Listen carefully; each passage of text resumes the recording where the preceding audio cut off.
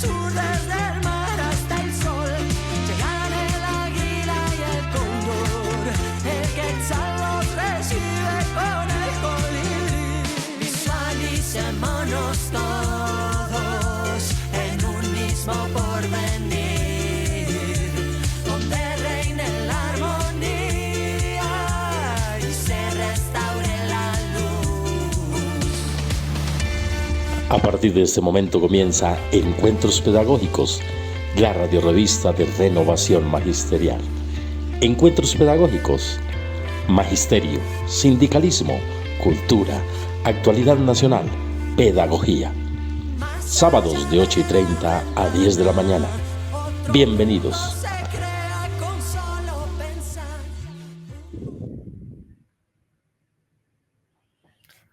Hola, muy buenos días. Siendo las 8:30 de la mañana, abrimos Encuentros Pedagógicos, la radio revista de Renovación Magisterial de hoy, sábado 17 de mayo. Muy buenos días al magisterio de cada uno de ustedes que nos sintonizan a través de los diferentes medios de comunicación. Hoy los acompañan en la conducción del programa Rocío Porras con Paula Carvajal en lengua de señas. Recuerden que pueden sintonizarnos los sábados en Facebook Live y Renovación Magisterial y YouTube de Encuentros Pedagógicos. Visítenos en nuestra página www.renovacionmagisterial.org, donde siempre encontrarán los audios y documentos citados en nuestras entrevistas y las noticias de actualidad del sector docente y de los trabajadores. Síganos en la cuenta X @encuentrospedac @renovacionmac. Bueno, y arrancamos esta mañana con la nota del director. Llegó la hora del pueblo, a las 12 vamos con el sí. Jairo Castro Ballesteros, delegado del Magisterio de Bogotá, al Comité de Formación Docente.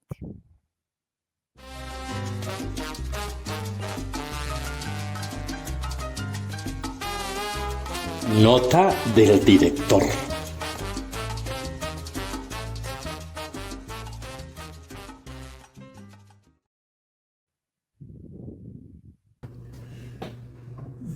Muy buenos días al magisterio y a la comunidad educativa que nos ven y nos siguen por Facebook Live de Renovación Magisterial al programa Encuentros Pedagógicos. Un saludo también a todos los que nos siguen por nuestros canales en el exterior.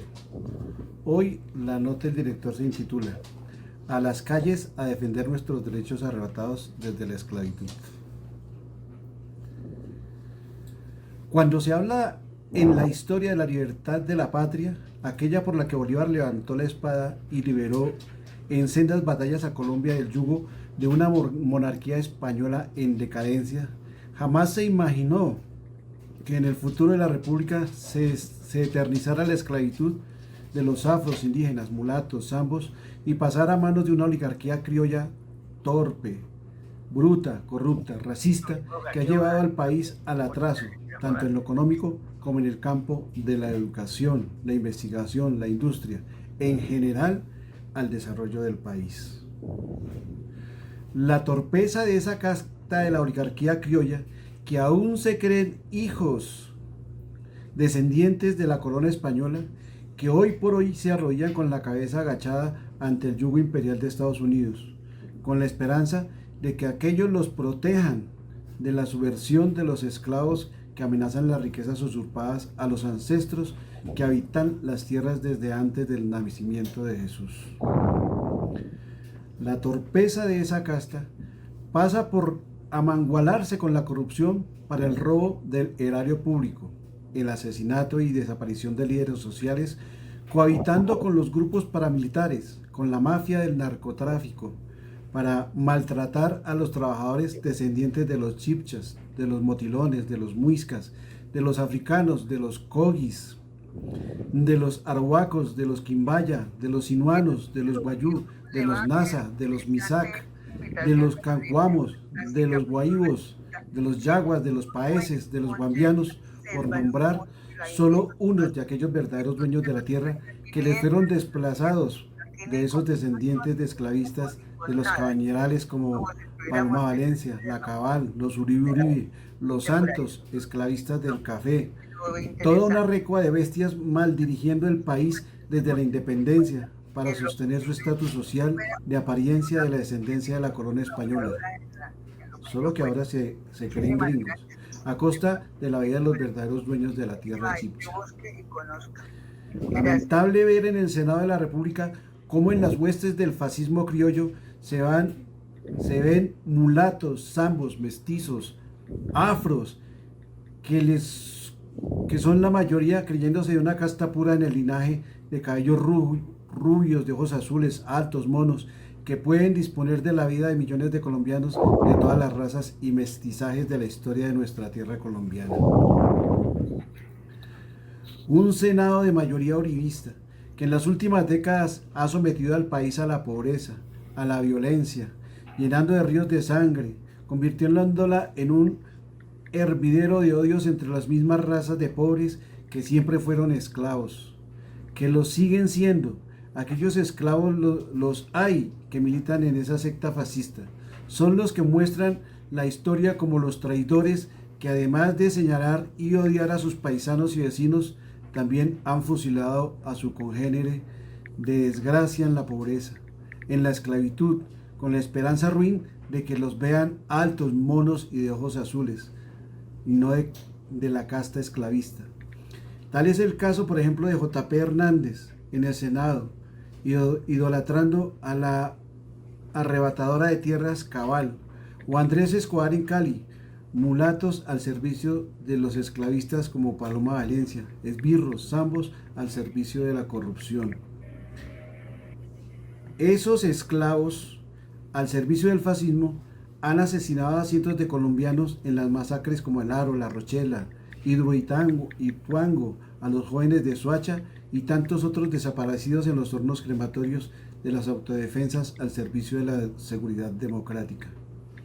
Varios de ellos, hoy confesos y presos en las cárceles, están contando en el juicio Uribe Vélez cómo y con quién violentaban la vida de los campesinos. Tanto así que uno de ellos narra cómo en la hacienda Las Guacharacas del expresidente Uribe se robaban el petróleo del oleoducto que pasaba por la finca de la que era dueño el expresidente. Otros cuentan dónde los enterraban, como los de la Comuna 13 de Medellín, enterrados en el basurero de la Escombrera. La podredumbre del Centro Democrático es tal que hasta el bandido paramilitar Carlos Vélez declaró en el juicio de Uribe que, entre comillas, entre bandidos nos entendemos, cierro comillas, cuando el abogado Cadena fue a ofrecerle plata por testimonios a favor del presidente. La tapa de la desgracia del país por esta secta fascista se ve reflejada en el hundimiento de la consulta popular. Aquella sesión del Senado mostró al mundo la manera de actuar de esos lacayos del uribismo. En ellos no hay nada de honrado. Los delitos para ellos son de su consorte y los pueden usar cuando quieran. Quedó demostrado, grabado por todos los medios de la delincuencia que milita en el Centro Democrático. Hasta el senador convicto acusado de corrupción votó por el hundimiento de la consulta popular. La cuenta estaba hecha. Ante la captura del senador Iván Name, el voto había que reponerlo. El acusado Ramírez quedó en libertad para asumir su curul nuevamente, para votar en contra de los trabajadores colombianos. Así es como actúa y piensa el fascismo. Los pobres solo pueden ser esclavos, que lo somos todos, y todos los asalariados, hasta los que sueñan que son oligarcas porque tienen mejor sueldo que los otros trabajadores que se ganan un salario mínimo. Pero esta desgracia no puede seguir. A los trabajadores y trabajadoras de todos los rincones de Colombia debemos salir a las calles a defender nuestros derechos arrebatados desde la esclavitud y que en este siglo aún pretenden seguir perpetuando en el Centro Democrático con los aliados herederos de esa nefasta historia como los conservadores y liberales que han gobernado al país. Todos a la calle a defender los derechos laborales. Muchas gracias, nos vemos dentro de 8 días en otra nota del director. Bueno, muchísimas gracias a Jairo por esa nota del director tan interesante y todo lo que se nos pasó esta semana, ¿no? Cómo nos atacan, cómo nos siguen quitando nuestros derechos, garantías, en fin. Bueno, vamos con encuentro con la comunidad educativa y el magisterio. Socializaremos la propuesta de FECODE del proyecto de ley orgánica sobre CEGP y nuestra posición frente al debate de salud. Tenemos hoy a Miguel Ángel Pardo Romero, integrante del Comité Ejecutivo de FECODE, Comisión de Política Educativa y secretario de Prensa, y a Edgar Romero Macías, segundo vicepresidente de FECODE. Pasar haciendo caminos. Encuentro con la comunidad educativa y el magisterio.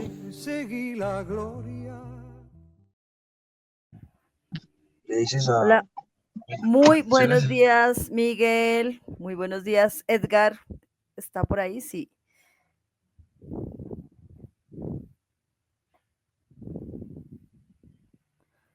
A Miguel se le fue como la señal. Bueno, problemas técnicos que no faltan. ¿Aló?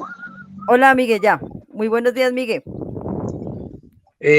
Muy buenos días, Rochi. Un saludo a ti, a nuestra intérprete Paula en lengua de señas. Tenemos un pequeño siseo en la comunicación. No sé si es por los audífonos allá, pero hay como una interferencia. Y bueno, un saludo a nuestro compañero Edgar Romero, vicepresidente de nuestra federación, segundo vicepresidente.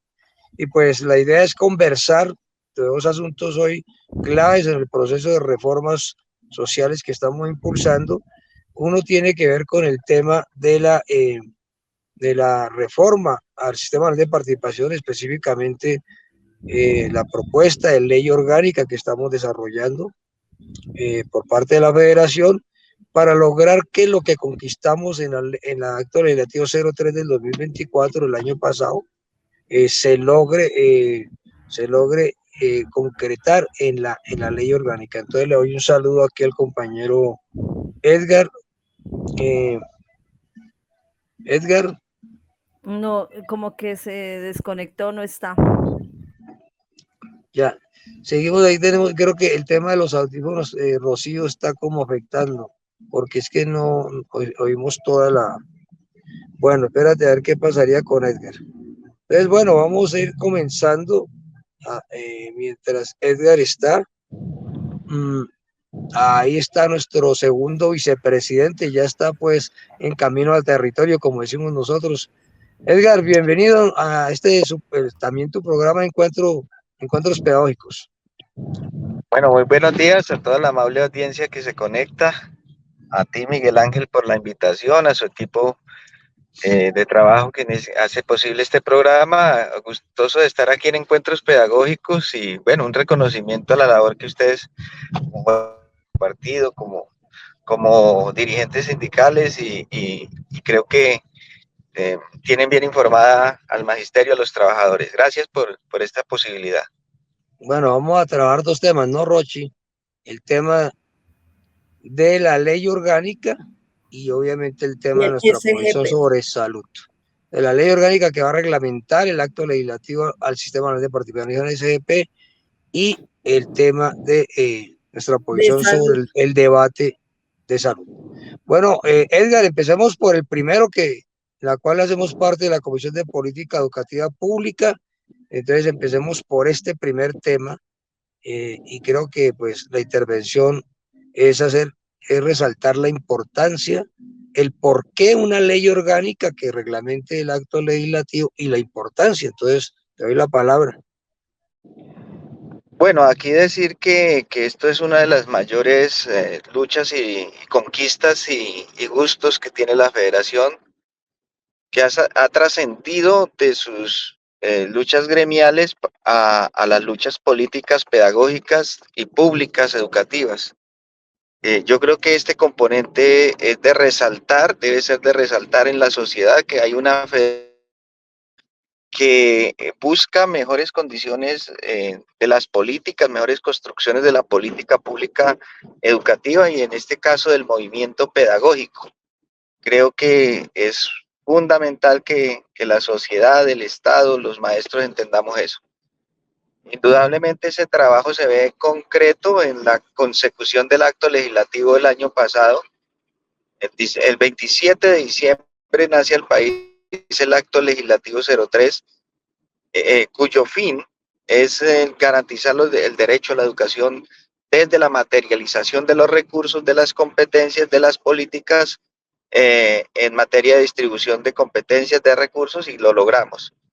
Estamos trabajando aquí con Miguel en la comisión, en el comité ejecutivo, en decirles que lo que está en este momento en vigencia es la construcción, la elaboración de una buena ley de competencias, de una ley justa, de una ley que permita que los recursos adicionales que hayan en los próximos 12 años impacten la educación en Colombia.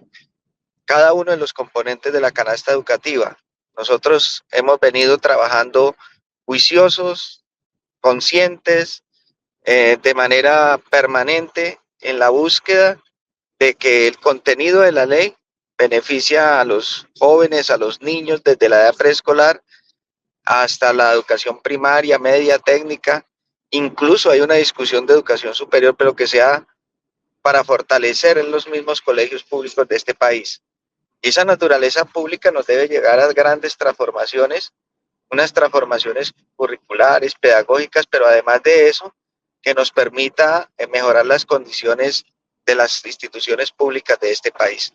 La canasta educativa pública es uno de nuestros argumentos para el cierre de las brechas, para el cierre de las necesidades, para que las soluciones a esas dificultades que haya, parte del sistema general de participaciones lo solucione con otras fuentes complementarias de recursos, desde el presupuesto general de la nación, desde los recursos propios, de las regalías, etcétera, etcétera, que todas las fuentes, pero principalmente que la fuente del sistema general de participaciones, que son los recursos en términos coloquiales de la financiación de estos sectores, pues indudablemente lleguen a las comunidades educativas.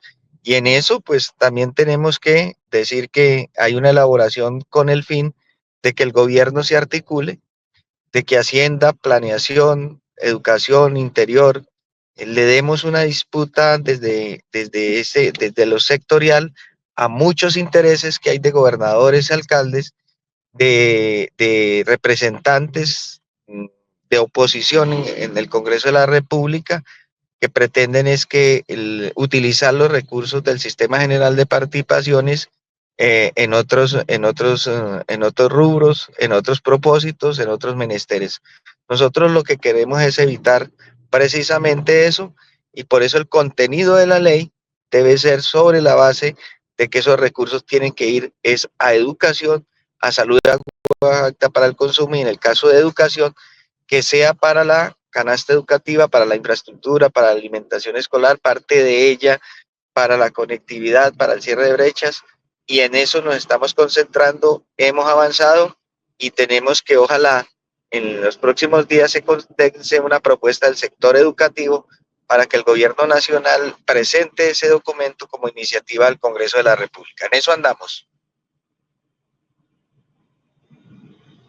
Bueno, yo creo que entonces varias cosas tenemos que señalar ahorita. En el proyecto que estamos señalando de ley orgánica, ubicar por qué estamos en este proyecto de ley orgánica. Se trata, ya dijimos, de reglamentar el acto legislativo 03 de 2024, que reformó el SDP y que logró reconquistar varios puntos después de 22 años de lucha. El primero de ellos, para que todos lo tengamos absolutamente claro, es la recuperación de recursos que nos habían expropiado. Nos expropiaron casi 600 billones de pesos entre el 2002 y el 2024, a cálculos de 2024, nos suprimieron en educación, salud, agua potable y alimento básico.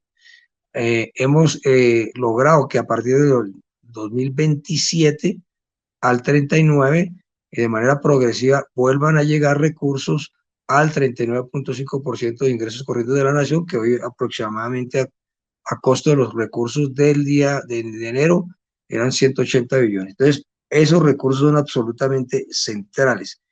Y el segundo aspecto que logramos es garantizar el carácter de derecho de la educación. No estaba como derecho en las transferencias, estaba como el tema de salud, como estaba como un tema de servicios, y aquí la tesis neoliberal es que si son servicios, pues el que los quiera que los pague. Y entonces aquí el derecho es que debe garantizarse por parte del Estado. El tercer aspecto importantísimo es que esos recursos deben ir progresivamente a universalizar la educación, la salud, el agua potable y el saneamiento básico. Y finalmente, el cuarto asunto que hoy queremos resaltar de lo que reconquistamos fue un impacto positivo, favorable, sobre la limitación a la educación que imponía el artículo 67 de la Constitución, que señalaba que solamente el Estado es responsable de la educación de 0 a 9 grados, de 5 a 15 años, lo que lo libraba de toda responsabilidad de los 3 grados de preescolar. Aquí hemos logrado que quede claro 3 grados de escolaridad en preescolar. Eso incluye que tiene que ser en la escuela y no en otra parte. Y por supuesto la educación media especializada, técnica diversificada, institutos agropecuarios, escolares normales, ITA, etcétera. Educación inclusiva, que fue suprimida completamente, educación de jóvenes adultos y por supuesto la educación rural. Todo esto queda en la posibilidad de ser refinanciado para que pase de la desaparición o el debilitamiento al fortalecimiento, para que las poblaciones tengan la posibilidad de tener este derecho nuevamente, y pasa por materializar los recursos, pero también pasa para que logremos nosotros, entre otras cosas, dignificar la profesión y la labor pedagógica de toda la comunidad educativa. El tema del estatuto docente, por ejemplo, puede ser el mejor estatuto, pero si no se financia, no hay cómo materializar. Dicho esto, decía Edgar, y entonces te invito, Edgar, a que en esta parte seamos claros. Bueno, hoy tenemos un plazo al 20 de julio de erradicar este proyecto de ley, porque si no se erradica, pues ya esto no sería realidad, este proyecto de ley orgánica. Entonces, vamos comentándonos aquí entre nosotros y con todos los demás las dificultades que tenemos que enfrentar en este momento. Antes de que Edgar que resuma esas dificultades que tenemos hoy, es para garantizar que la ley orgánica materializa lo que conquistamos en el acto legislativo, invitar a todos y todas aquí a una cuñita a que sigan en la cuenta de TikTok miguel.pardo.fecode. Ahora estamos transmitiendo desde hoy y en adelante también por TikTok nuestro programa de encuentros pedagógicos. Entonces, Edgar, tiene la palabra. Bueno, Miguel, indudablemente es una apuesta arriesgada. Nosotros lo sabíamos. Habían dos caminos: o quedarnos quietos con un déficit de 3.5 billones del SGP, que ya incidía mucho, incluso en la planta de funcionamiento de la docente. Pero además, con el tiempo, los economistas, no solamente de FECODE, sino de los varios sectores, decíamos que a partir del 2027 va a haber un declive en el crecimiento de la fórmula actual, y eso nos generaba unas dificultades porque, por ejemplo, en el caso emblemático de la planta de personal docente, los ascensos de los maestros no va a tener ninguna posibilidad en lo sucesivo con la fórmula actual. Vamos a asistir a un congelamiento del desarrollo profesional de los educadores. Pero además de eso, las cifras y las desigualdades enormes que hay en acceso, tenemos 2.099.000 niños por fuera del sistema, solamente medio un grado de preescolar, las cifras exorbitantes en temas de infraestructura que la pandemia desnudó, los problemas de alimentación escolar, eh, todos esos inconvenientes, pues los podíamos haber luchado de otra manera cómoda, pero con un grado de irresponsabilidad con el país, con un grado de irresponsabilidad con los niños, con los jóvenes, con los maestros. Ese es un camino de no apuesta. Nosotros dijimos no, porque desde el 2017 veníamos advirtiendo tanto al gobierno de Santos, de Duque, y al gobierno del cambio, de que esto tenía que tener una fórmula de crecimiento distinta. Eso lo hicimos con arrojo, con valentía, de que, sabiendo que tenemos un Congreso opositor, nos dimos a la tarea de hacerlo. Con un agravante, es que después de la ley estatutaria de ese paro, donde logramos frenar la enmienda que pretendía privatizar la educación, pues nosotros no teníamos el panorama fácil en el Congreso de la República.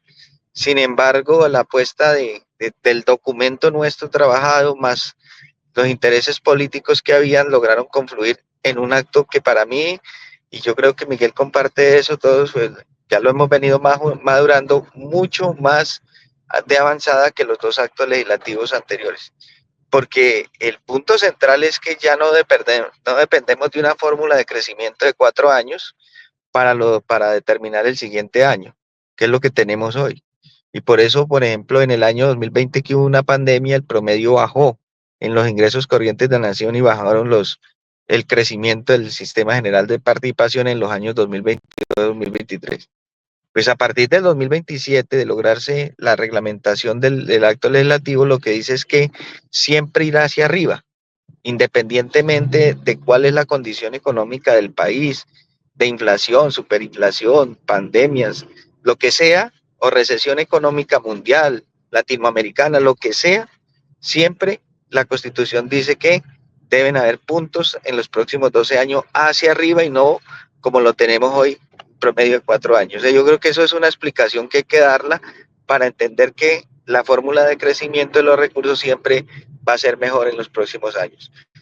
Pero fundamentalmente en esta ley nos encontramos con dificultades como la falta de articulación del gobierno, porque hay que entender que este es un gobierno del cambio, pero que tiene mucha tecnocracia de ideologías anteriores, tiene muchos intereses de ideologías desde los técnicos de Hacienda, las mismas percepciones de la formación de los economistas de Hacienda y Planeación siguen en la línea no se han podido desprender de reformas estructurales cambiantes en este país y por eso son muy tibios, muy timoratos, hay mucha dificultad con ellos porque lo técnico no lo tienen al servicio del derecho, sino lo técnico lo tienen es al servicio de la precariedad, del ajuste, del equilibrio, del racionamiento de los recursos.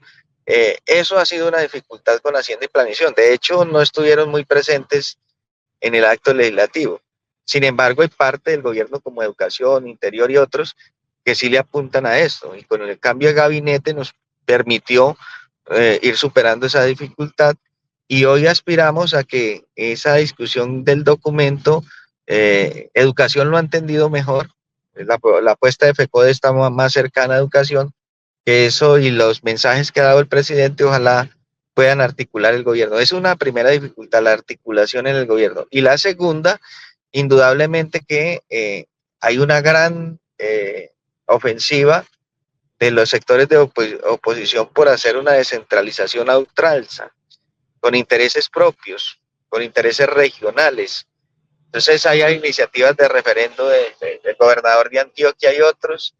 Hay la sensación de que este acto legislativo les va a permitir manejar los recursos a su antojo, cuando la Constitución dice otra cosa. Entonces va a ser difícil. Va a ser otra apuesta, pero fundamentalmente el presidente de la República va en la misma dirección en los mensajes que ha dado en diferentes lugares. El sector educativo puede estarse agrupando, nosotros, la movilización de nosotros es fundamental, la pedagogía de nosotros, el mover lo regional hacia el sector de educación, son los grandes desafíos que tenemos, los grandes retos para superar esas dificultades. Yo creo que ahí están las dos mayores dificultades, la articulación del gobierno y salirle al paso a ese poder mezquino regional y fundamentalmente en el Congreso de la República, como están las situaciones, nos vamos a tener que estar en estado de alerta, pero también tenemos una oportunidad histórica, es que la movilización del pueblo, esto que se da por la consulta, las próximas movilizaciones tiene que tener también como ingrediente la exigencia de una ley justa y orgánica para el sector educativo, salud y agua potable. En eso andamos. Edgar, muy buenos días, le habla Jairo Castro, director del programa. Pues agradecerle a usted su participación en el programa, queda toda una invitación pues a la movilización social que se viene pues con estos temas que están planteando. y por la defensa pues, de la educación pública con estos temas, sobre todo con el Sistema General de Participaciones, que son la plata que va para la educación, salud y agua potable. Entonces, para cerrar, porque Miguel se nos perdió, se le cayó la comunicación, entonces, Aquí estoy. la invitación, ¿ya llegó Miguel? Sí, ahí llegó. Ahí llegó. Oiga, para cerrar, ya estamos, quería invitar Falta, a Edgar para que nos diera un saludo y la invitación al magisterio para que esté atento al llamado de la federación a defender el Sistema General de Participaciones para poder recuperar los recursos para la educación. Miguel, siga. Y falta la posición frente a la salud. Bueno, entonces, yo quiero insistir en el tema del proyecto de ley orgánica. Pues nosotros la propuesta juiciosa desde la federación ya la planteó, la está discutiendo con educación. Aspiramos que la propuesta se convierta en una propuesta del gobierno unificada para que junto con la federación tengamos mejores posibilidades frente a un Congreso cuya minoría privilegiada, pues como ya sabemos, está en la decisión política de no ceder en absolutamente nada en cuanto a los cambios, y por eso es muy importante unificar la posición.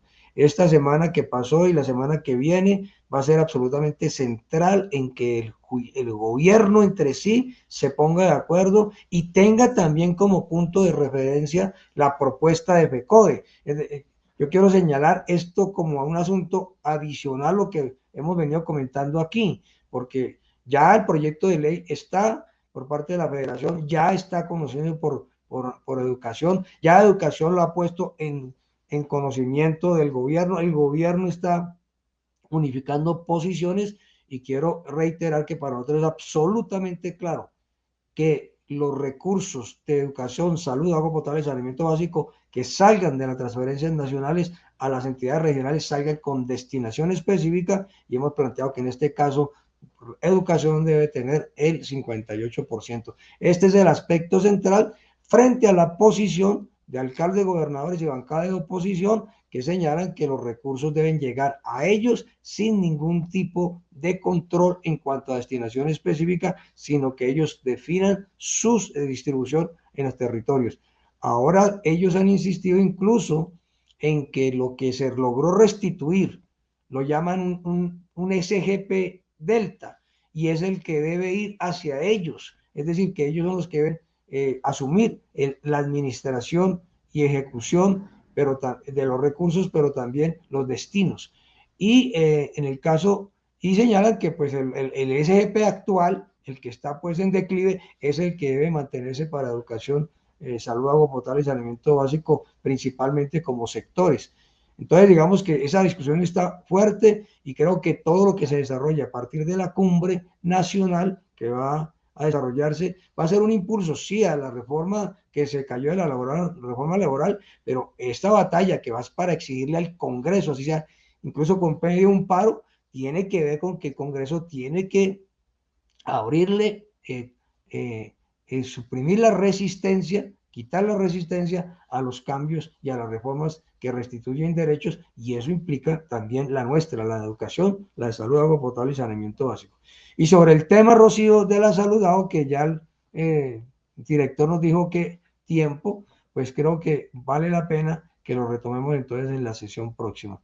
Entonces, te agradezco mucho. Gracias, Edgar. Espero que te vaya bien en tus recorridos, y lo mismo, salgo yo también raudo y veloz para el mismo efecto. Un abrazo. Bueno, Miguel, muchas gracias también. Un saludito a Edgar, perdóname, a Edgar Romero. Gracias. Y bueno, y seguir escuchando y seguir esto de la ley sobre el CGP, que busca una distribución más justa y eficiente de los recursos, pues es clave para garantizar los servicios básicos. Muchísimas gracias, Miguel, muchísimas gracias a todos. Bueno, y a todos invitarlos a que sigan en TikTok. Un abrazo. Sí, síganos en TikTok desde hoy estamos en TikTok también. Bueno, vamos con Encuentro con Canapro, solidaridad que hace vida. Tenemos hoy a Alonso Camacho, jefe de crédito de Canapro.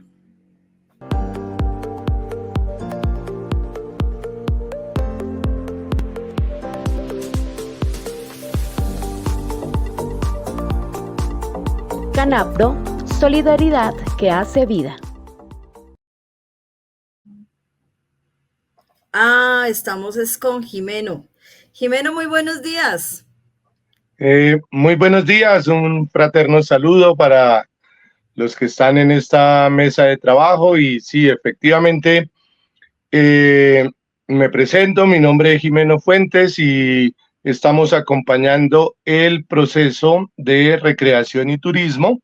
Sin embargo, pues sí vamos a también dar algunos cortos mensajitos, pues también del área de crédito y también del nuevo proyecto que está construyendo y se está consolidando en la cooperativa. Entonces, con el fraterno saludo, comentarles, primero que todo, hacer el reconocimiento, la felicitación a todos los maestros en su día que están haciendo ese proceso de transformación personal y ciudadana. Entonces, el reconocimiento, un feliz día. También, por supuesto, extender ese saludo y felicitación a todas las personas que tienen la bonita condición de ser madres en el mes de la madre, la felicitación total. Bueno, en lo referente a la cooperativa en el Departamento de Recreación y Turismo, queremos socializar que hemos implementado distintos canales de atención a nuestros asociados, las personas que quieren ir a los centros vacacionales, darse unas vacaciones especiales. Nosotros tenemos varios canales habilitados. El canal número 1 es una línea telefónica, es la extensión 7098 del PBX de la cooperativa. Allí nuestros funcionarios estarán atentos a contestar y darles toda la información pertinente. El otro canal es, tenemos habilitado un WhatsApp, entonces el número está en la página web de la cooperativa y allí con un mensajito nosotros por supuesto estaremos atendiendo a nuestros asociados. Igualmente un correo electrónico y bueno, para aquellos que les gusta el cara a cara, el hacer sus procesos de revisión de viajes, de reservas, si lo quieren hacer presencial, en todas nuestras oficinas, en los horarios establecidos, estaremos atentos a resolver todas las inquietudes. El segundo componente que quiero compartirles es un detalle que tiene la cooperativa en el marco del cumpleaños.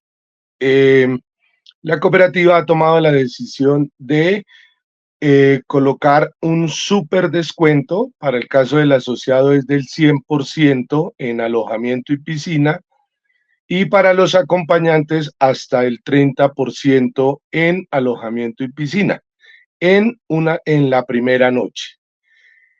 Este súper descuento debe de disfrutarse en 30 días calendario a partir de la fecha del cumpleaños.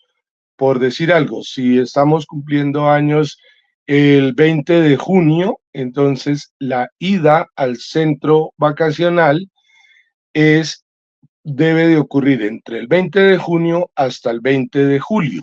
La reserva la pueden hacer con antelación.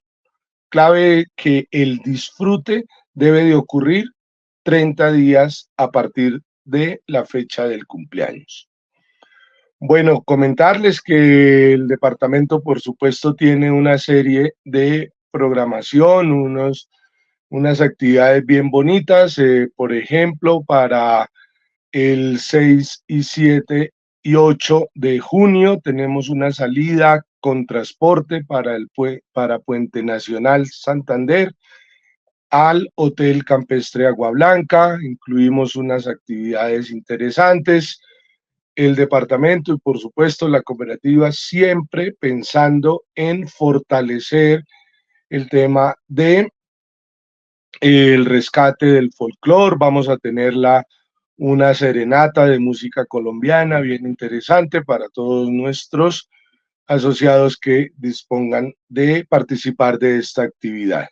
Igualmente, a mediados de junio vamos a tener nuestra tradicional feria de turismo con super descuentos, con habilitar de una vez las reservas para el segundo semestre y que para Navidad y Año Nuevo no se van a quedar sin la posibilidad de disfrutar en nuestros centros vacacionales. Como les mencionaba, pues también queremos informar que en el departamento de créditos también tenemos la atención en la extensión 7010, marcamos el PBX de la cooperativa y en la extensión 7010 pueden recibir información sobre los créditos, pueden desde la tranquilidad y comodidad de la casa hacer el proceso de solicitud de los créditos. Y por supuesto, comentarles que hasta el día de hoy está habilitado los créditos que vienen por nómina, que los pagos de esas cuotas sean de nómina. Entonces, la invitación, nosotros tenemos la atención todos los sábados en el horario de 8 a 1 de la tarde. El otro elemento rápidamente que quiero comentarles es que la cooperativa, a solicitud de nuestros asociados, ha implementado un proyecto económico súper importante y la invitación a que cada asociado haga parte de este proyecto. Es por solicitud de los asociados que decían, bueno, pero ¿por qué en Canapro no podemos hacer la apertura de una cuenta de ahorros, la apertura de un CDAT, de manejar un sistema de ahorro y proyección financiera? Y hemos tomado la decisión entonces de consolidar y construir la Mutual Canapro. Es una entidad financiera donde a través del modelo asociativo podemos hacer la apertura de nuestras cuentas de ahorro, ahorro permanente, ahorro para alguna destinación específica, para un viaje, para la compra de su vivienda. Bueno, entonces la invitación a que en la sede principal vengan y hagan su proceso de afiliación a la Mutual Canapro. Gracias por permitir compartir esta información. Reiterar la felicitación a todos los maestros. Una bonita semana. Gracias, Jimeno, por esa información. Seguimos atentos a todos los promociones y bueno, y variedad de actividades que tiene Canapro para todos los afiliados.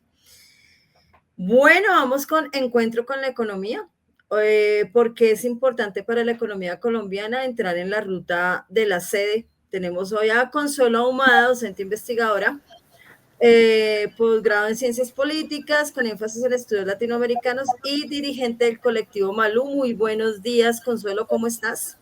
Buenos días, Rocío. Un saludo también para Paula, por supuesto para Jairo y para todo el equipo de Renovación Magisterial. Bueno, un tema nuevo en el país es la visita del presidente Petro a China para estrechar lazos con este país y en especial integrar la ruta de la sede. ¿En qué consiste la ruta de la sede, Consuelo? Mira, esta semana pasaron realmente cosas muy importantes, fue muy agitada, tanto que yo, la verdad, tuve que escribir 2 artículos nomás esta semana. El último fue precisamente sobre este tema. La ruta de la seda, ¿sí? O la franja de la franja y la ruta, la iniciativa de la franja y la ruta. Es un proyecto que saca China en el año 2013, hace 12 años, de comercio, pero no solamente de comercio, de inversión, de construcción de infraestructura, de desarrollo tecnológico.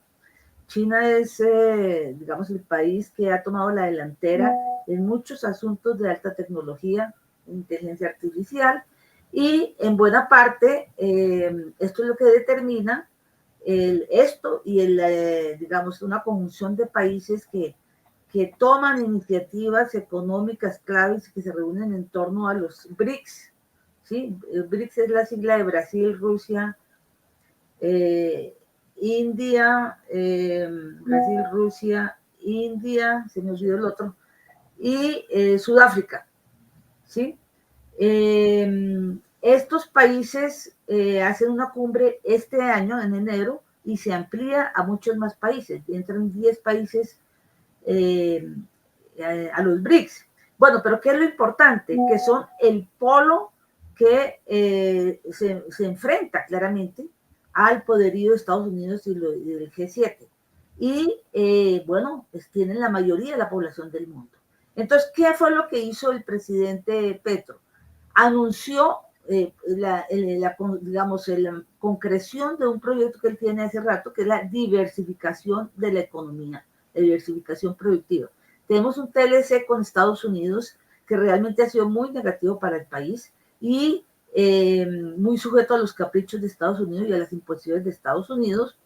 Un TLC que también suspende Trump ahora con sus medidas económicas, pero además en el que exportamos fundamentalmente productos de carbón y petróleo, ¿sí? Que es lo que le interesa a Estados Unidos. Entonces, con China hay muchas posibilidades, ¿sí? Digamos, con el ingreso a la franja de la ruta y de la seda, se abren muchas posibilidades de comerciar con muchos países asiáticos y países que tienen contacto directo con los BRICS. Pero fueron dos cosas. Fue Petro, pues a nombre del país, claro, pero como presidente pro tempore de la CELAC. Son los países, es la asociación de países latinoamericanos y caribeños. Ya hablamos de eso en alguna ocasión aquí hace como 2 semanas, cuando fue el encuentro de Honduras. Y bueno, fueron todos estos países. El gobierno chino les hace una oferta muy tentativa a todos estos países. Hay que decir que de los países de América Latina y del Caribe, 21 ya están en la franja de la ruta de la seda y han valorado como debe ser el comercio con China y con Asia. Brasil y México no están directamente todavía en la franja, pero tienen un comercio enorme con la China. De hecho, la China es el principal socio comercial de Sudamérica. Entonces, Petro está haciendo algo que lógicamente había que hacer y que algunos empresarios habían clamado que se hiciera hacía mucho rato. Pero como ahora es Petro, entonces se dedicaron a oponerse. Pero quiero señalar una cosa de estos. La reacción de Estados Unidos en contra de la soberanía nacional, que ya viene siendo clarísimo con Trump, y bueno, desde antes, por supuesto, pero con Trump se intensifica, ha sido muy fuerte frente al tema del viaje de Petro a la China. Hubo amenazas de lo que representaría por parte de sus altos funcionarios, pero también después de que se firmó el acuerdo, que eso fue el jueves pasado, con Xi Jinping, el acuerdo de ingreso, el memorando de ingreso a esta iniciativa, vino una amenaza directa, concreta, de que Estados Unidos impediría a través de los bancos, organismos financieros, de que hubiera una financiación para proyectos donde estuviera presente China. Eso quiere decir que esté presente China, pero quiere decir en general todos los proyectos que tiene Colombia. Es una amenaza real. Bueno, Consuelo, ¿y cuál es el temor de la derecha que se opone? Eso por parte de Estados Unidos. El temor de la derecha es que están en una reverencia absoluta, están desde hace mucho rato a Estados Unidos. Es lo que dice Estados Unidos, ¿sí? No importa cómo nos vaya, pero es Estados Unidos el que manda.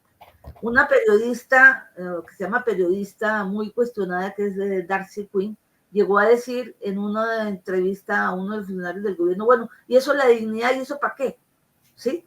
La dignidad y la soberanía, ¿eso como para qué? En eso está la derecha colombiana haciéndole el juego a Estados Unidos, sin tener en cuenta que incluso desde la perspectiva de ellos como gremios, es importantísimo abrir mercados para sus productos.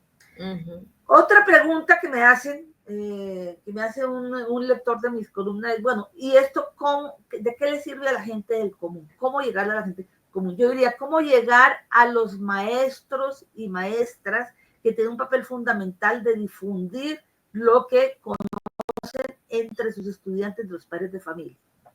Primero, todo esto se concreta en más comercio para Colombia, apertura comercial para Colombia. ¿Qué quiere decir eso? Los productores venden más productos, ¿sí? Y por tanto pueden generar más empleo. La base de la riqueza de un país está en su mercado interno, es decir, en producir y vender más productos, ¿sí? Vincularse a las cadenas productivas a nivel internacional. Productos con valor agregado, es decir, que representen trabajo de los colombianos y las colombianas. Eso es muy concreto. Eso se expresa ya en unos acuerdos que hay que mirar en detalle, que hay que negociar, pero que es una apertura muy grande. Y quería concluir con otra cosa.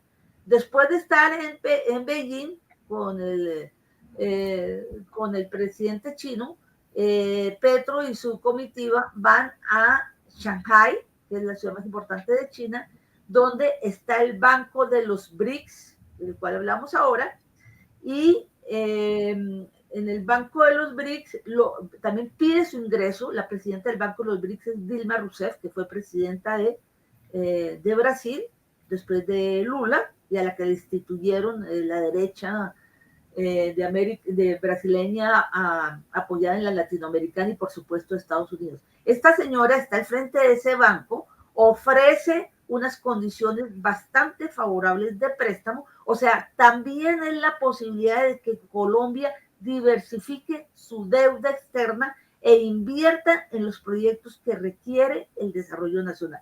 Pero eso no le gusta a la derecha porque lo hace Petro, y eso le puede representar a Petro que haya continuidad en el proyecto político que estamos defendiendo. Bueno, Consuelo, muchísimas gracias por esta información tan importante en esta mañana.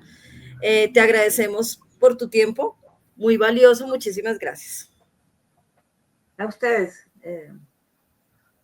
Listo. Bueno, entonces, la ruta de la seda, pues no solo fue un camino comercial, sino un puente entre culturas. Hoy nos invitan a reflexionar sobre el valor del intercambio. Muchísimas gracias.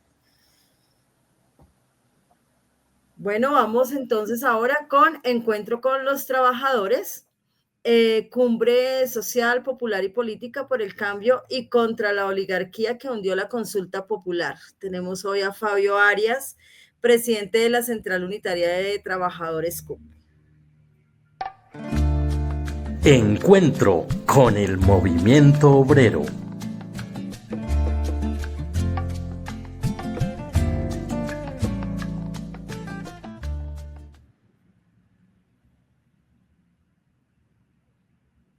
Bueno, Fabio no está conectado, no está allá. Listo. Estoy conectado, claro que sí. Muy buenos días, Fabio, ¿cómo estás?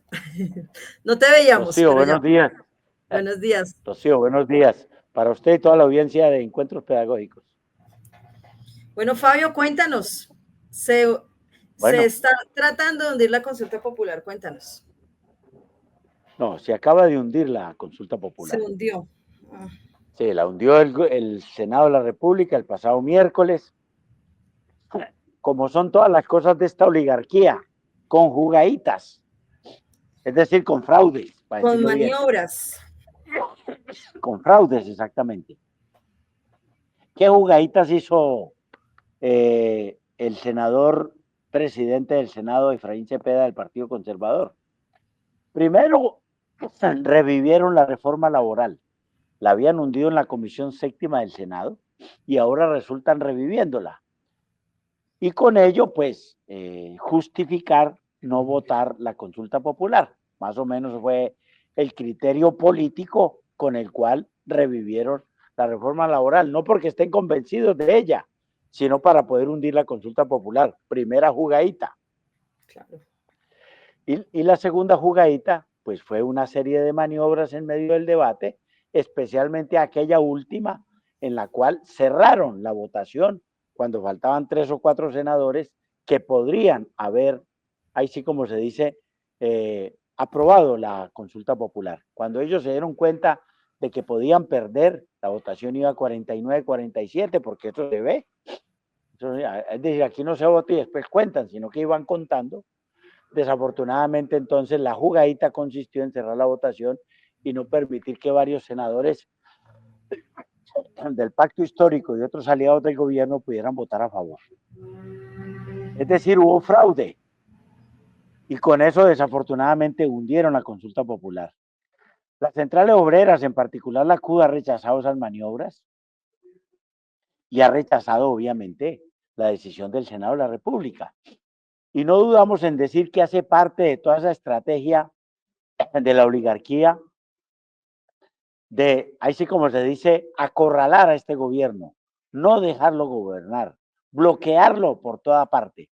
Y en esta oportunidad han bloqueado al pueblo, porque el pueblo, dado exactamente el bloqueo institucional que hay en el Senado, donde están hundiendo las reformas, pues era la posibilidad de que el mismo pueblo definiera sobre la recuperación de sus derechos.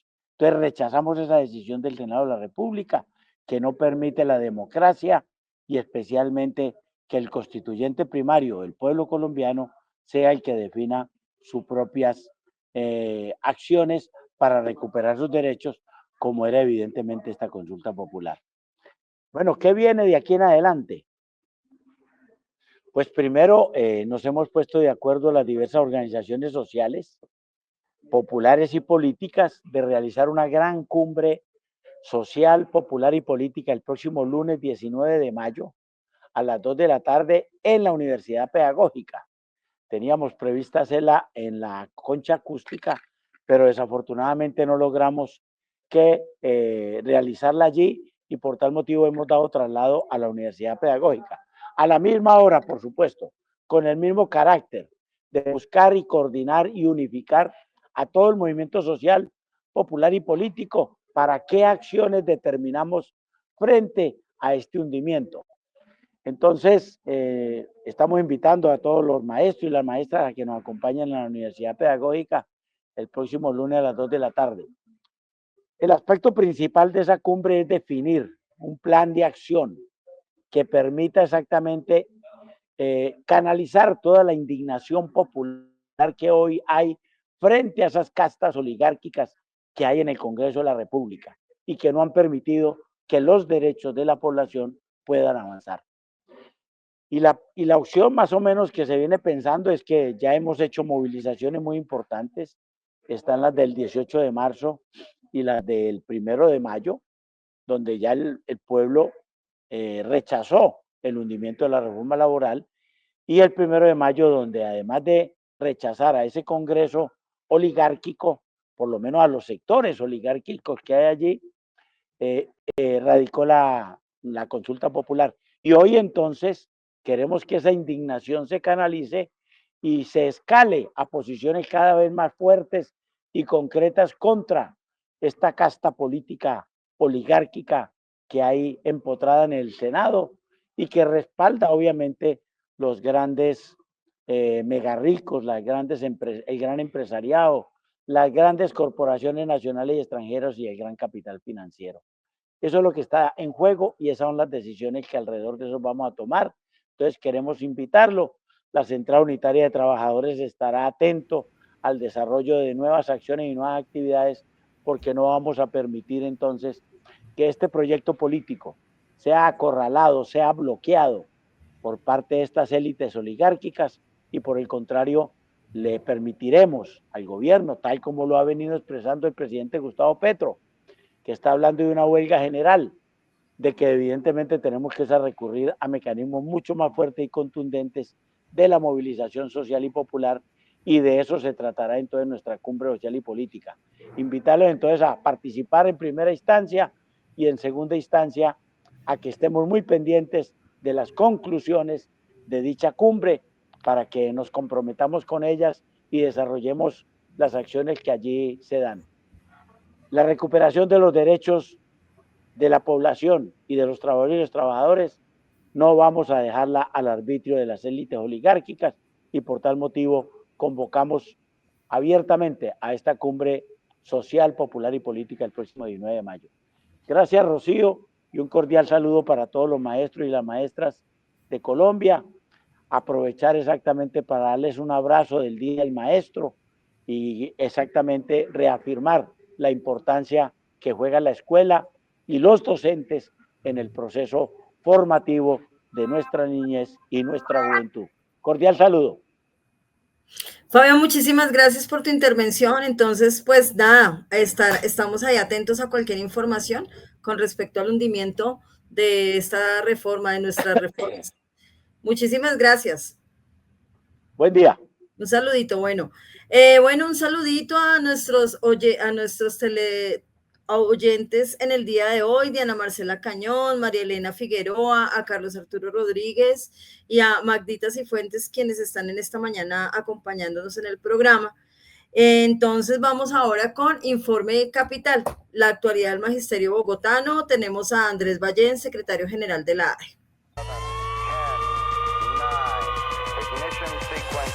Informe Capital.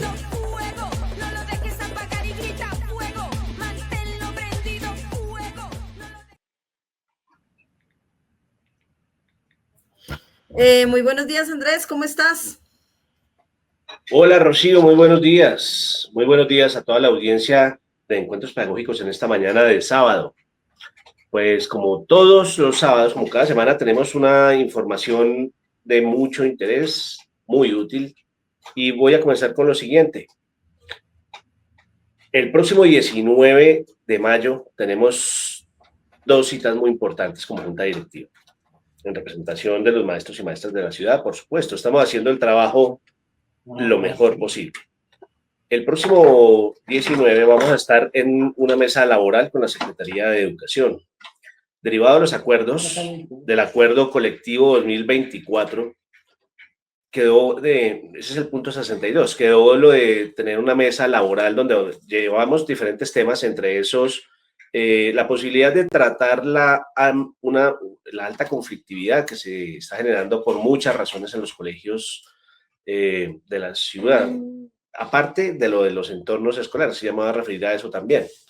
Estamos hablando de la conflictividad laboral, entre otras cosas, por muchas situaciones derivadas de los ambientes laborales deteriorados, de los ambientes escolares, de la violencia que se ha desatado, situaciones de abuso, presunta persecución laboral, ese tipo de cosas, y entonces lo vamos a tratar. Y de otra parte vamos a ir a conocer la puesta en marcha de la modificación del sistema Aplica, de la plataforma Aplica, o sistema de ingreso de docentes provisionales. ¿Qué pasó con eso? Estuvimos trabajando durante un tiempo amplio y hoy ya está lista lo que ellos llaman la parametrización. ¿Qué modificación importante aportó la ADE? El hecho del clamor de tantos maestros y maestras provisionales de que les tuvieran en cuenta la experiencia. Antes pesaban más los títulos que la experiencia. Entonces, en este momento va a quedar con un valor equivalente títulos y experiencia. Y la experiencia, dentro de la experiencia, en la ponderación de la experiencia, va a tener un valor adicional o un valor mayor el haber estado al servicio de la Secretaría de Educación de Bogotá. Entonces, eso es importante, hay que registrarlo. La Secretaría de Educación ya lo está publicitando como Ser Profe. Ahora la nueva plataforma se va a llamar Ser Profe. Aquí queremos contar que ha sido un trabajo conjunto de la Secretaría de Educación y la ADE para lograr esas valoraciones que antes no eran tenidas en cuenta y que hoy le permiten a las personas que tienen experiencia, que esa experiencia sea valorada, y quienes han estudiado, pues que sus títulos también sean reconocidos y que haya una mayor posibilidad para las personas que durante tanto tiempo han estado al servicio de la Secretaría en Bogotá. Entonces eso es importante. ¿A qué más vamos a asistir el 19? Pues vamos a ir a la gran cumbre social y política, que es tan importante, con todos los sectores alternativos, entre esos el magisterio. Vamos a ir como organización, por supuesto, y estaremos atentos para continuar defendiendo las reformas del cambio, la reforma laboral, para expresar nuestro descontento, una indignación tan grande que tenemos por la manera fraudulenta en que echaron abajo la consulta popular, y haremos todo lo posible para que podamos seguir avanzando, lograr la dignidad para tantos trabajadores y trabajadoras en el país.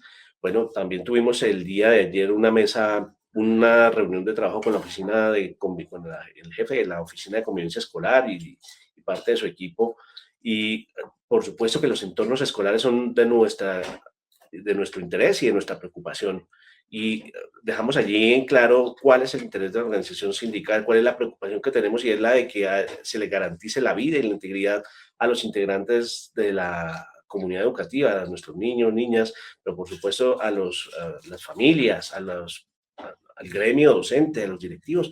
La escuela debe seguir siendo territorio de paz. Entonces, habrá una reunión posterior, dejamos nuestras inquietudes. Hay unos colegios, situaciones de colegios que no olvidamos, heridas abiertas que hay, como por ejemplo lo del Colegio Ciudadela Educativa de Bosa. Algún colegio, bueno, son 5 colegios, vamos a ir tratando. La Secretaría dice tenemos 40 entornos priorizados. Bueno, queremos conocerlos y saber, pero pudimos conocer los datos estadísticos de la violencia, que de verdad está exacerbada. Vamos a tener el próximo 22 de mayo Asamblea General de Delegados y Delegadas de la ADE. Son temas pues para tratar toda la coyuntura política, lo que está aconteciendo con las reformas, lo que viene en educación, que estemos atentos, que estemos pilas para movilizarnos con temas como el SGP, la reglamentación del acto legislativo que permite que se incrementen esos recursos para educación, salud, agua potable, saneamiento, el asunto de los bonos escolares, hay que estar muy pendientes. El tema de salud, vamos a tener una reunión con la Fiduprevisora FOMAC el próximo martes. Es muy importante, estamos al tanto, no nos olvidamos de esos temas. Y continuamos nuestro trabajo con los directivos docentes.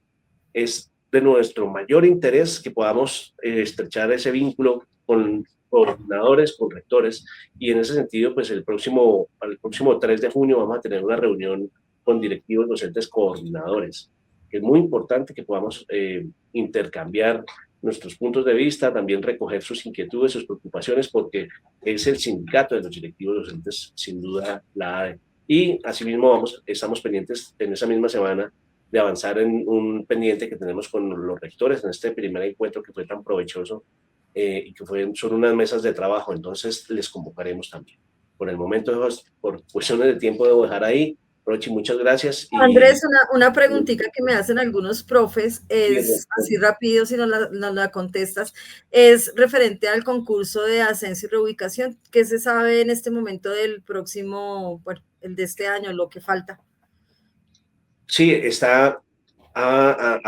se han presentado una serie de mesas de trabajo entre FECODE y el Ministerio para modificar el decreto 1657, que es el que reglamenta que está vigente y reglamenta la estructura y la aplicación del concurso para ascenso y reubicación. Eso está en consulta ciudadana, está para revisión, está publicado hasta el 23 de mayo, a mediodía se reciben las consultas. Hemos estado trabajando, o sea, ¿qué debe pasar? La modificación de ese decreto, y luego se debe expedir la resolución de convocatoria. Lo que podemos decirles es que, uno, pues invitarles a que hagan los comentarios, a que haya lugar, según lo que ustedes consideren después de la consulta, y dos, pues la federación ha estado trabajando de manera comprometida para que sí o sí haya concurso de ascenso y reubicación este año. Entonces, por el momento no se pueden dar fechas, pero convocar cohorte 2025 habrá, por supuesto. Entonces, estemos atentos a las redes. Hay un informe circulando en este momento. Está publicado en la página de la FECODE, en sus redes sociales, un informe detallado sobre cuál ha sido el alcance de esas reuniones con el gobierno. Entonces, consultémoslo y hagamos los aportes hasta el 23 y estemos pendientes de lo que tengamos que hacer de cuando nos convoquen. Y bueno, todas las fases, desde la inscripción hasta la aplicación misma del proceso de la prueba. Está en desarrollo, pero va a haber. Vale, Andrés, muchísimas gracias por esa intervención tan importante para el Magisterio de Bogotá. Bueno, pues sí, buen día para todos y todas. Lo mismo, que tengas un muy feliz día. Gracias. Bueno, y vamos entonces ahora con nuestro encuentro con Saturio, las notas de Saturio con Cristian Rentería, docente SED, delegado de la Asamblea ADE y veedor de salud. Cristian Rentería. Hola, Muy buenos Cristian. días para todos, muy buenos días Rochi, ¿cómo vamos? Muy buenos días a la amable audiencia. Bueno, hoy en este espacio viajamos al pasado para comprender mejor nuestro presente. Hablamos de una historia marcada por el dolor, la resistencia y la dignidad. La llegada de los primeros esclavos africanos a América y a Colombia, desde inicios del siglo XVI, miles de personas fueron arrancadas de sus tierras, encadenadas y traídas en condiciones inhumanas para trabajar en minas de oro, plantaciones de caña y grandes haciendas. En Cartagena, en Buenaventura, en algunos territorios del Chocó y otras regiones del país, su presencia marcó el inicio de una nueva realidad social y cultural.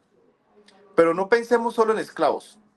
Pensemos en seres humanos con nombres, lenguas, creencias, músicas y memoria, que a pesar del castigo, el desarraigo y la violencia, estas personas no se rindieron. Se organizaron, resistieron, crearon palenques como el histórico San Basilio de Palenque y sembraron las primeras semillas de libertad. Su legado no se quedó en la historia, vive en cada tambor que suena, en cada danza ancestral, en cada plato típico del Pacífico, en cada palabra que usamos sin saber su origen africano. Vive en la lucha diaria contra la desigualdad, en la exigencia por el respeto y en la defensa por la dignidad. La afrocolombianidad es mucho más que un reconocimiento étnico. Es una fuerza cultural, es un motor de resistencia, es una parte vital del alma del colombiano. Recordar a los primeros esclavizados no es un acto de compasión, es un deber de memoria. Honrarlos es también comprometernos con una sociedad más justa, donde nadie sea juzgado por el color de su piel, donde la cultura afro se respeta, sea protegida y valorada como lo que es una riqueza inmensa. Hoy, como cada día, las raíces de la resistencia siguen vivas y nos invitan a no olvidar. Bienvenidos a las memorias de Saturio. Por otro lado, Rochi y audiencia, quiero realizar una denuncia pública. Desde las memorias de Saturio rechazamos los acontecimientos racistas el día de ayer en la ciudad de Cali, donde un trabajador de la licorera de Caldas deja su carro en la vía pública, para ponerlos en contexto, deja su carro en la vía pública y pues la persona de tránsito llega, le realiza el comparendo y ese señor de manera agresiva se le acerca y empieza a gritarle palabras despectivas como negro esclavo, negro, un poco de situaciones que ahorita abundan en las redes sociales, en Twitter.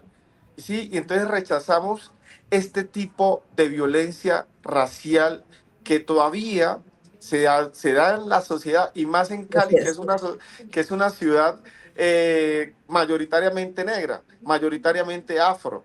¿Sí? Entonces ahí estamos empezando a mirar las desigualdades que se presentan en por el racismo estructural que se da en el país. Hay que entender una situación y vamos a hablar un poquitico de historia y a veces los libros de historia dentro de nuestro país se ponen un poco incompletos porque hay que recordar que aquí todos hemos sido esclavos. Nuestros antepasados todos han sido esclavos. Los primeros esclavos que hubo en América Latina fueron personas blancas de los sitios más degradantes de España. Estamos hablando de prisioneros, huérfanos, estamos hablando de mendigos, estamos hablando de presos. Entonces, aquí estamos hablando que la historia habla solamente de la mercantilización del ser de la persona negra traída del África, pero no estamos hablando de que las personas blancas también fueron esclavas en América, que claro, tenían unos derechos más o menos, porque si usted lo tilda de servidumbre, cuando usted viene y trabaja por un pasaje de Europa a América para esa época, donde usted trabajaba 4 a 7 años sin paga, sin derechos laborales, ¿qué es eso? Eso es otra forma de esclavitud. Entonces, para las personas que a veces simplemente referencian a la persona negra, a la persona afrocolombiana como esclavos con sus comentarios despectivos y peyorativos, queremos decirle que aquí hablar de esclavitud tenemos que recordar y tenemos que completar estos libros de historia. Entonces, un abrazo muy grande para toda la audiencia y recordemos que esas son las memorias de Saturio. Gracias, Cristian. Qué bonito tu intervención. Bueno, pues celebrar la afrocolombianidad es reconocer la fuerza, la historia y el legado de un pueblo que sigue construyendo país con orgullo y resistencia. Gracias, Cristian. Un abrazo, hasta luego. Bueno, vamos con encuentro con los maestros. En el Día del Maestro estuvimos conversando en los colegios sobre los cambios, las reformas, los retos en la política educativa y la dignificación de la labor pedagógica. ¡Viva el magisterio y la educación pública! Clap along if you feel like a room without a roof. Clap along if you feel like happiness is the truth. Clap along if you know what happiness is to you. Clap along if you feel like that's what you want to do. Here come bad news talking this and that.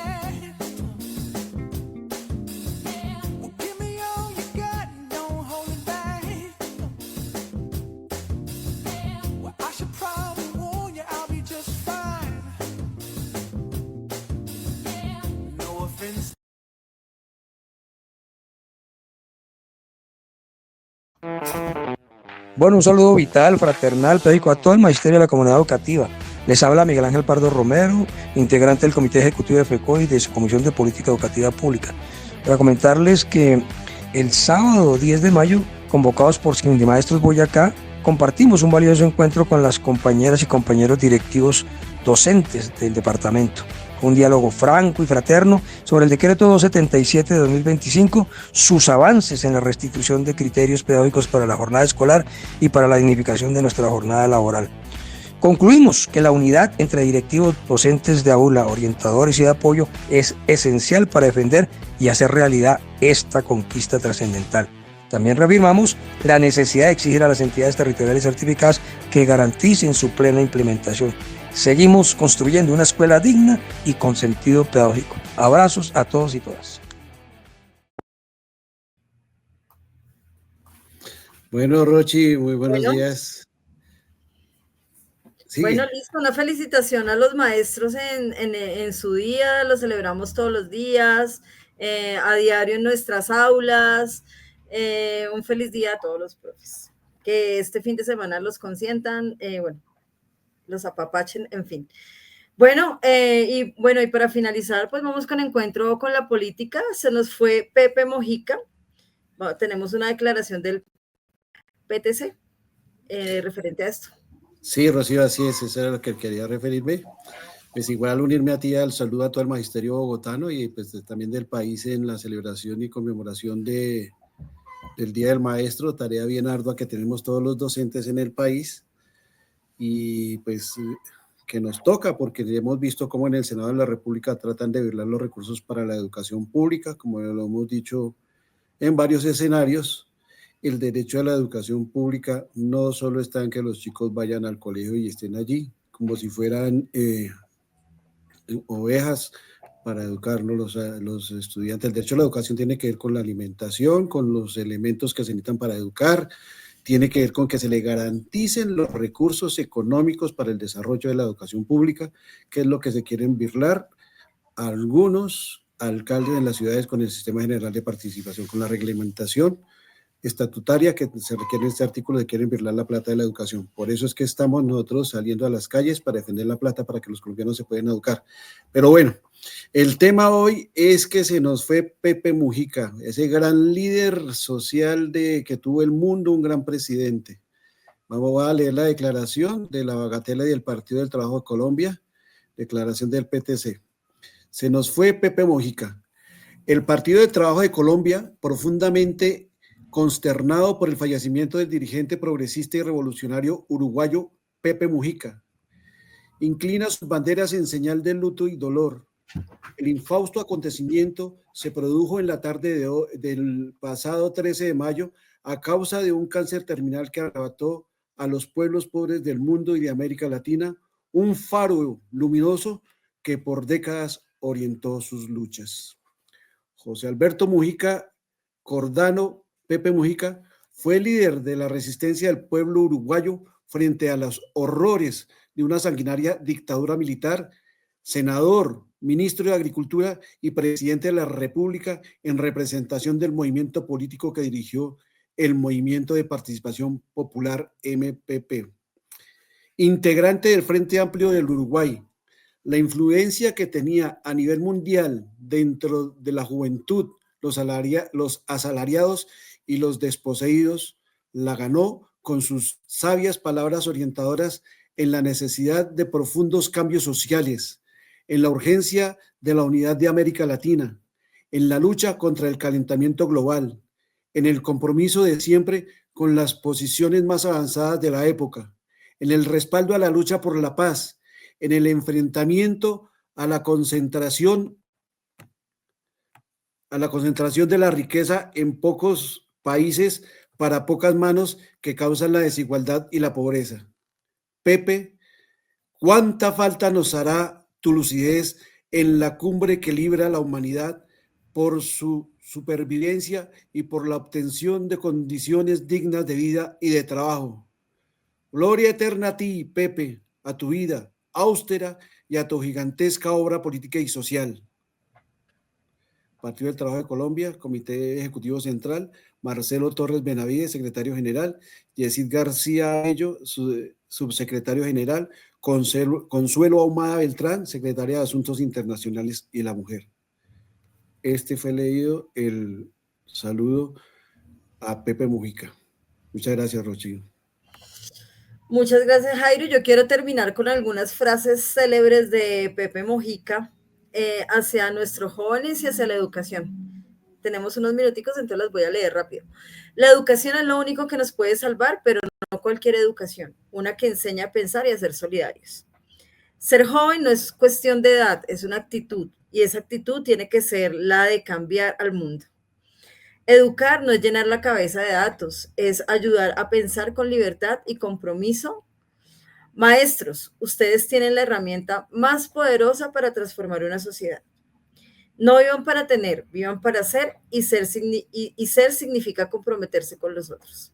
Entonces, paz en su tumba Pepe Mujica, lo vamos a extrañar muchísimo. Bueno, y ya para finalizar, les recuerdo que estamos sintonizados también en TikTok a partir de este sábado, de aquí en adelante todos los sábados, y bueno, agradecemos a todos ustedes por su sintonía, a todo el equipo de Renovación Magisterial en Colombia, a nuestro director Jairo Castro Ballesteros, productor Sergio Camilo Castro, y en lengua de señas a ti, Paulita Carvajal. Y recuerden, todos los sábados continuaremos en su compañía de 8:30 a 10 de la mañana. Y quien les habla, Rocío Porras. Que tengan un feliz fin de semana. Renovación Magisterial presentó Encuentros Pedagógicos. Los esperamos el próximo sábado a las 8:30 de la mañana. Gracias por acompañarnos.